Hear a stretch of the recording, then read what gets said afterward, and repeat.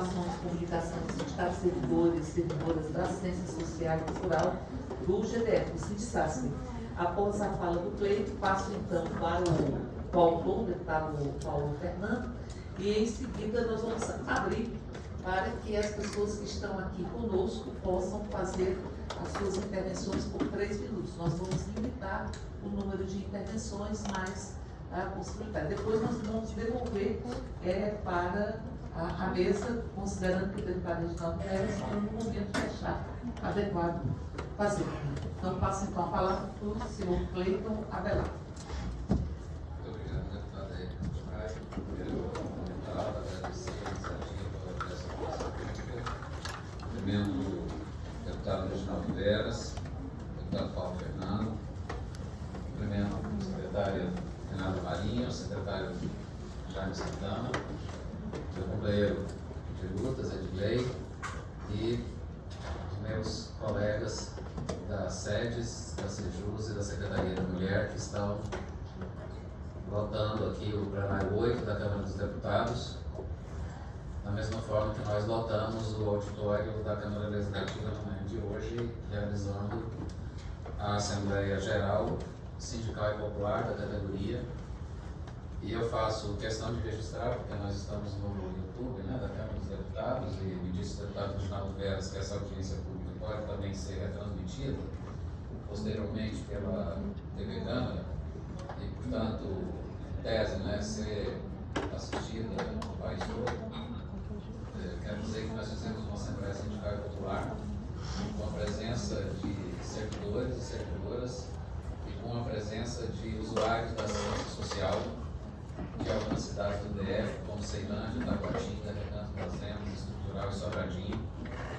E vou dizer aqui o mesmo que disse na Assembleia, que a presença deles, além de nos alegrar, era para nós um motivo de honra, porque todo o movimento que essa categoria faz, ela faz em nome de seus próprios direitos, naturalmente, mas porque nós somos defensores dos direitos da população. E me dirijo às pessoas que em outros estados talvez não tenham de carreira pública e de assistência social para justificar o seguinte: diferente de quem trabalha no setor privado, que tem database que todo ano tem negociação com a classe patronal, nós somos servidores públicos, regidos por lei. Nós não temos database. Quando a gente quer discutir com o nosso empregador, que é o Estado, nós temos que fazer movimento. Nós não temos outro caminho. Porque a gente manda ofícios, ofícios um atrás do outro. Para o governador, para o secretário de Planejamento, para o secretário da Fazenda, para as secretarias onde nós atuamos. Mas é muito difícil a gente ser ouvido, muito difícil a gente ser chamado para algum pleito que diga respeito à nossa categoria. Então, a gente, para se fazer ouvir, nós temos que fazer esse movimento. E esse movimento, a gente é obrigado a fazer com alguma frequência, como, por exemplo, em 2018, quando a assistência social do Distrito Federal estava à beira do colapso por absoluta carência de servidor.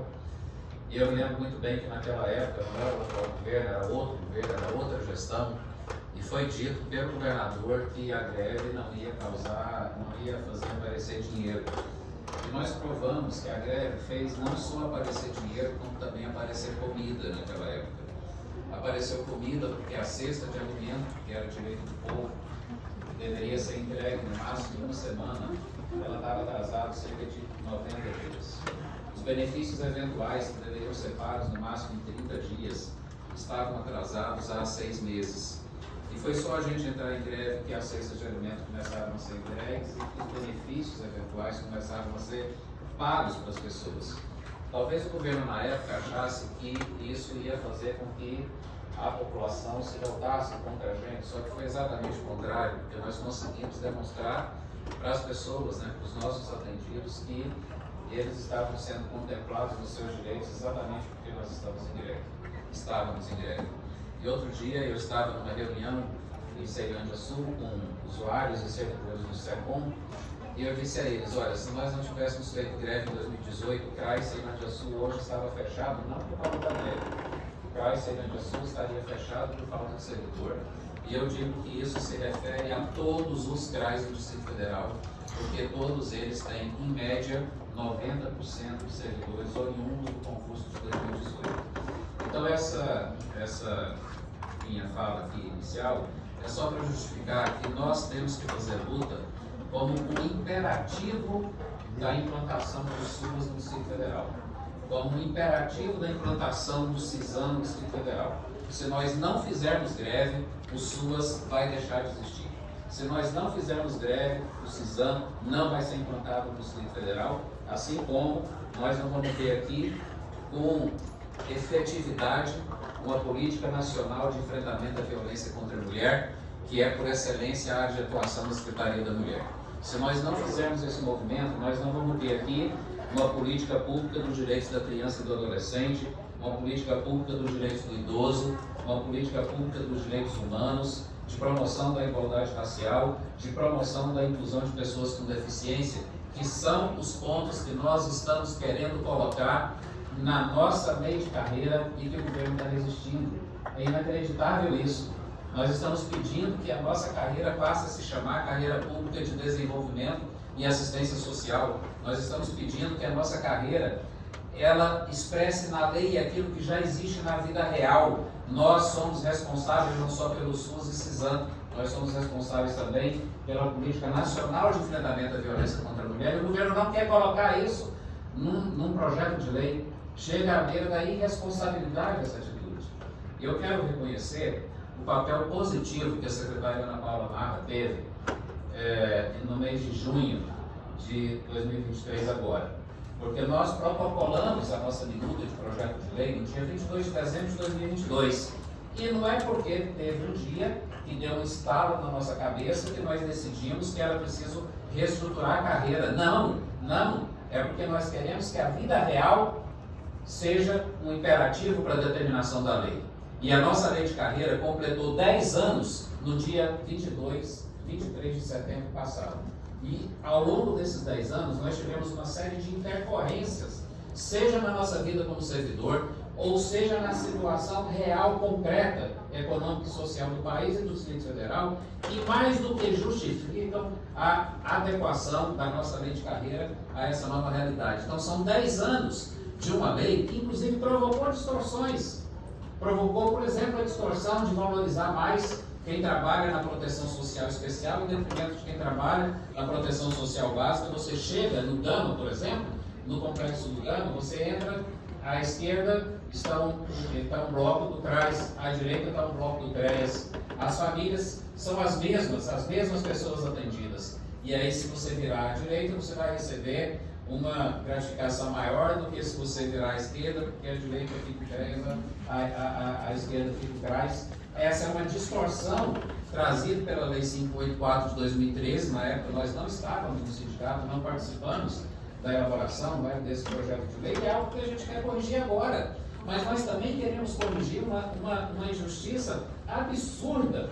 Hoje no Brasil, quando você aposenta, ao invés de você estar recebendo um direito, você está recebendo uma punição, porque você tem perdas salariais pesadas. E a nossa categoria, além da perda que todo aposentado tem no Brasil, nós tivemos uma perda a mais, que foi uma gratificação que nos foi tirada. E na época em que essa gratificação foi colocada na lei, em nenhum momento foi dito que ela seria retirada na aposentadoria, porque senão nós não iríamos aceitar. Teve uma reunião nessa prática e disse: olha, você pode consultar o IPREV, pode fazer pesquisa no IPREV, porque no nosso caso aqui não vai ter impacto financeiro negativo para o governo, porque é só você ver o quanto o IPREV economizou de recurso com um aposentado da assistência social, porque tirado dele uma gratificação que podia chegar a 20%. Então, gente, embora eu reconheça que a secretária Ana Paula Marra teve um papel importante ao viabilizar uma reunião com o secretário Ney Ferraz, isso se deu no dia 12 de junho, e foi a partir dessa reunião do dia 12 de junho que no dia 13 ele nos enviou o ofício 4803 de 2023, criando oficialmente o grupo de negociação. E aí fomos para o grupo de negociação. Reconheço o papel muito proativo da secretária Renata Marinho nesse grupo de negociação. Nós tivemos muitas divergências, muitas mesmo, não foi fácil, a discussão foi muito difícil, mas ao fim e ao cabo nós convergimos para uma minuta de projeto de lei. E eu quero ressaltar aqui, e ressaltar negativamente, secretária Renata, eu gostaria que a senhora levasse isso ao conhecimento dos seus pares do governo, que existe aqui uma desonestidade. Me desculpa colocar nesses termos. Eu estou me referindo ao despacho, e falo isso para concluir, o despacho da CEPLAD, CEGEA, SUGEP e UACEP de CAR, datada do dia 7 de novembro de 2023. Qual é a desonestidade? Ao se referir à nossa minuta, a petição inicial da judicialização da nossa greve fez uma afirmação tão insustentável, eu vou falar isso para não usar um adjetivo mais pesado, eles fizeram uma afirmação tão insustentável que a reivindicação nossa iria causar insolvência financeira do Distrito Federal, deputado Reginaldo Félix. Nós iríamos quebrar o Distrito Federal, foi isso que tiveram coragem de escrever numa peça endereçada ao Tribunal de Justiça. Isso foi no dia 16 de outubro. Recentemente, no dia 6 de novembro, melhorou o discurso. Nós não vamos mais quebrar o Distrito Federal, mas a nossa reivindicação tem, nos termos aqui da CEPLAD, impacto financeiro exagerado. Não, melhorou. Porque antes a gente ia quebrar o DF, agora nós vamos causar impacto financeiro exagerado. Onde é que está a desonestidade, secretária Renata? Por favor, leve isso para os seus pares no governo. Este documento que eu me referi, datado de 7 de novembro de 2023, fala que a CEPLAD está fazendo cálculo de impacto financeiro orçamentário e cita o processo SEI, meus queridos colegas, vocês que nos assistem na TV Câmara depois. O processo SEI que a CEPLAD citou foi o processo SEI de 2022.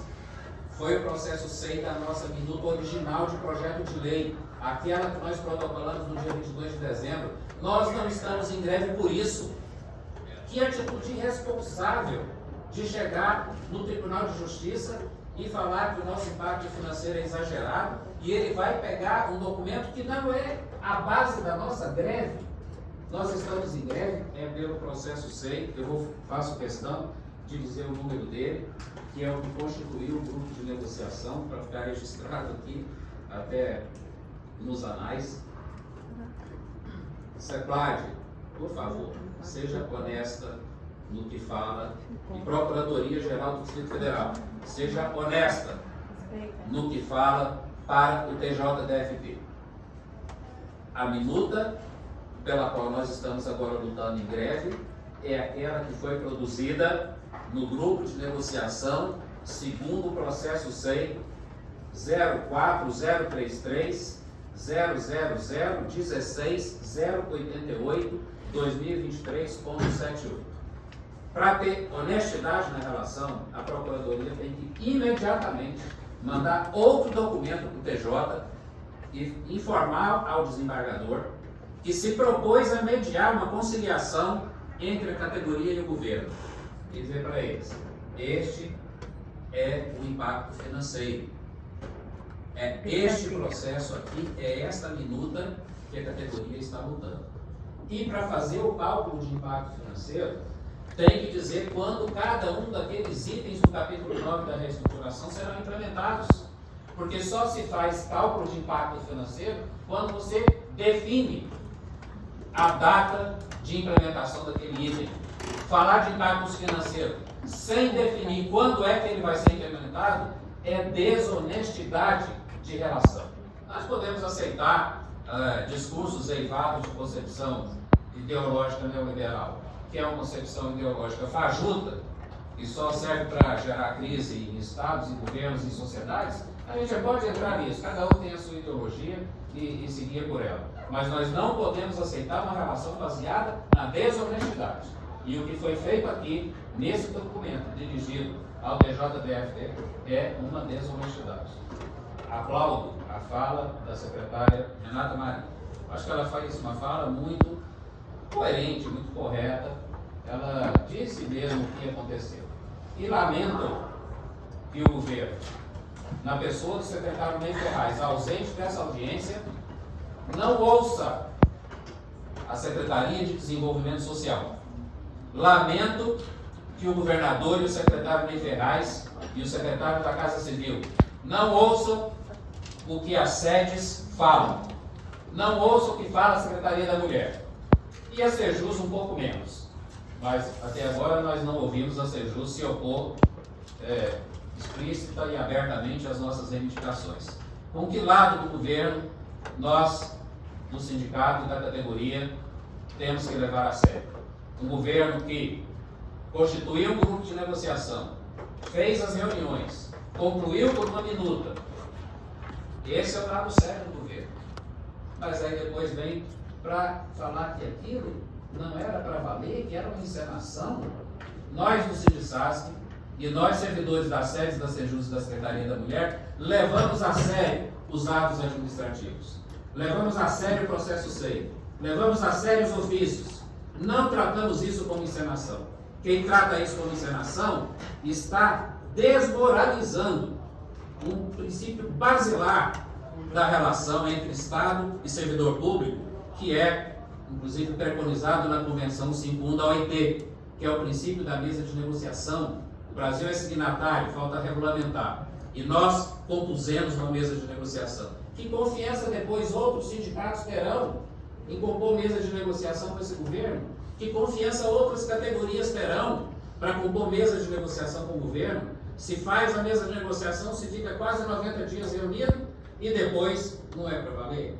Eu peço desculpas a todos e todas se me exaltei aqui um pouco, mas eu, como disse, foi o secretário Gustavo Rocha, da Casa Civil, falei isso para ele e eu vou repetir as mesmas palavras. Secretário, se o senhor trabalhasse no Traz ou no Centro Pop, o senhor ia entender a minha exaltação aqui, o senhor ia entender que nós estamos um pouco irritados e nós temos razão de sobra para estar irritados. E encerro pedindo ao governador Ibanez que caia na real e tenha respeito com a assistência social.